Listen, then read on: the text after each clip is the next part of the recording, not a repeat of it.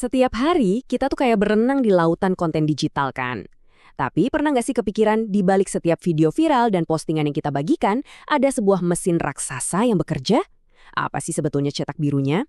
Nah, dalam beberapa menit ke depan, kita akan bongkar tuntas cara kerja ekosistem media digital modern, dari siapa yang bikin konten sampai algoritma yang nentuin apa yang kita lihat. Yuk, kita mulai?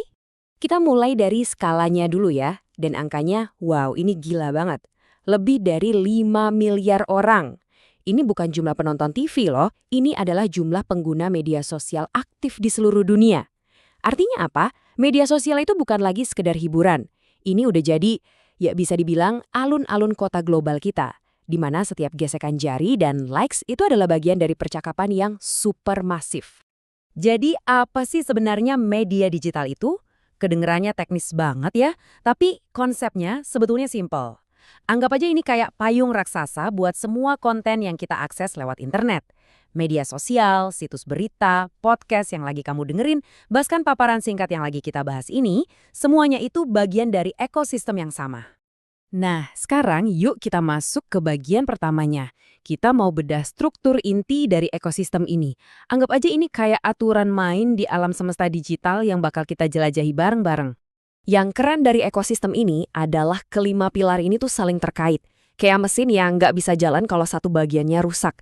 Semua dimulai dari pembuat konten. Konten mereka disebar lewat platform buat nyampe ke audiens. Terus ada algoritma nih yang tugasnya kayak polisi lalu lintas nih. Dia yang ngatur konten mana ketemu audiens yang mana. Dan yang bikin semuanya muter terus, tentu aja monetisasi. Kalau salah satu aja dari pilar ini goyah, wah, seluruh sistem bisa berantakan. Oke, sistemnya udah paham. Pertanyaan selanjutnya, di mana semua ini terjadi? Nah, kita bakal fokus ke 3 arena bermain utama, 3 raksasa yang mendominasi dunia digital sekarang. Logo-logo ini pasti udah nggak asing lagi kan? Instagram, TikTok, dan YouTube. Kelihatannya mungkin mirip-mirip, tapi coba deh bayangin mereka ini kayak 3 negara yang beda. Masing-masing punya bahasa, budaya, dan aturannya sendiri. Ngertiin perbedaannya ini, itu kunci buat bisa sukses di sana. Bukan cuma sekedar bertahan hidup. Yuk, kita bedah satu-satu.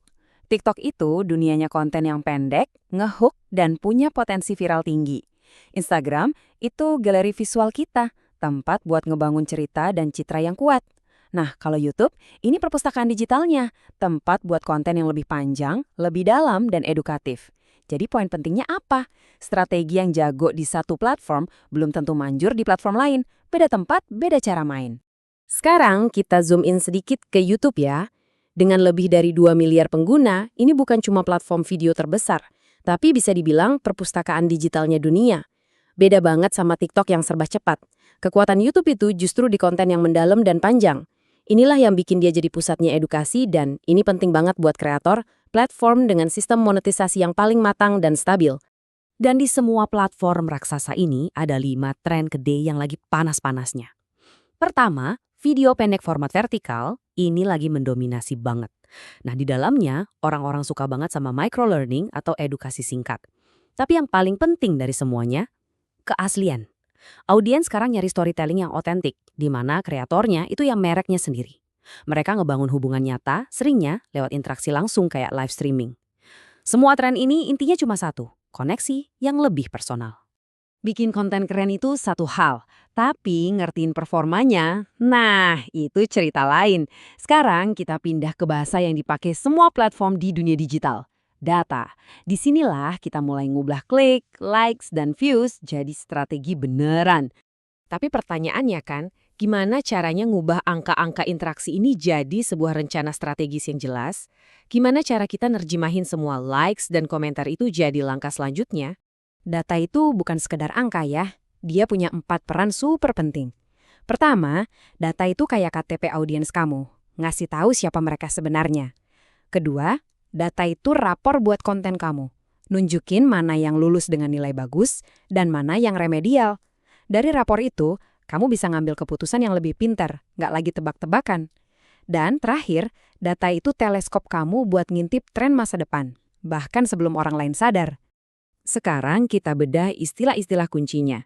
Engagement, ini semua bentuk interaksi. Likes, comments, shares, saves. Terus ada reach, ini artinya berapa banyak orang unik yang lihat konten kamu. Nah, bedain sama impressions ya.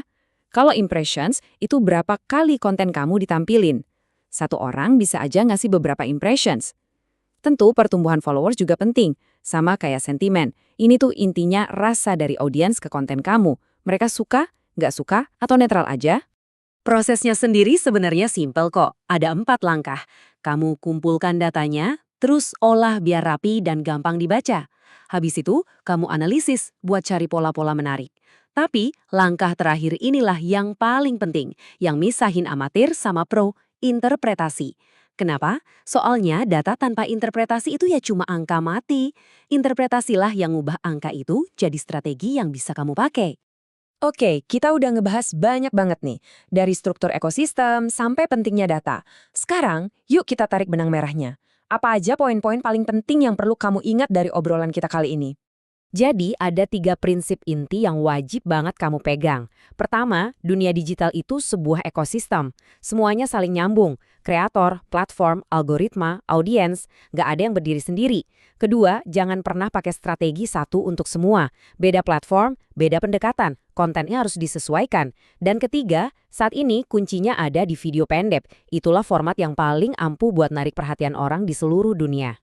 Jadi gitu, sistemnya udah jelas. Datanya udah ada di ujung jari kita. Sekarang bolanya ada di tangan kamu. Pertanyaannya bukan lagi gimana caranya, tapi cerita apa? Cerita unik apa yang mau kamu sampaikan ke dunia lewat ekosistem yang luar biasa ini?